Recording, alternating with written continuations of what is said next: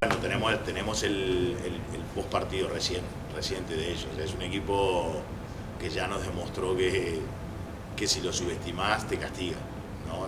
Tenemos que ver cómo superar esas situaciones de uno contra uno y el Spanish pick and roll que nos hizo tanto daño, que estamos acostumbrados más a defenderlo cuando se juega en el eje y ellos lo juegan bien lateralizado y aprovecharon nuestra defensa a fondo o ice.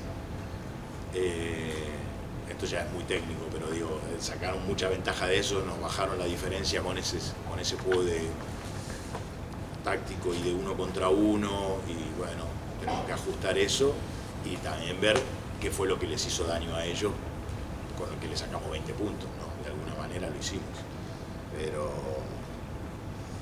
después todos sabemos que va a ser difícil, como son todos los partidos, ¿no? En la ACB y en la Champions no hay un partido que vos digas, bueno, este partido solo lo podríamos ganar si pasa algo raro, ¿no?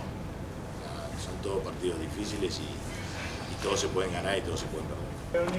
Hay momentos del juego que el rebote se puede tomar como algo positivo y por momentos como algo relativamente positivo, porque Bilbao también en el primer tiempo nos superó en los rebotes, pero fueron justo los momentos que Falco y Bilbao nosotros los llevamos a tener menos de un 20% de acierto. Entonces, claro, cuando erras tanto, normalmente tomamos. A mí me dice mi asistente, nos tomaron 13 rebotes de ataque.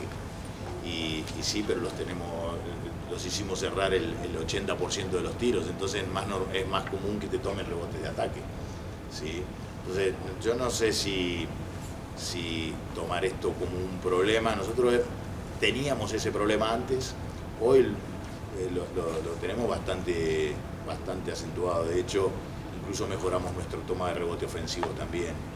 Pero para hablar bien de Zaragoza, digamos, del Casademón, está defendiendo tan bien por momentos que hace que el otro equipo seleccione mal los tiros, falle mucho, y bueno, muchas veces tanto fallo permite más toma de rebotes, lógico, que en un partido donde hay más aciertos.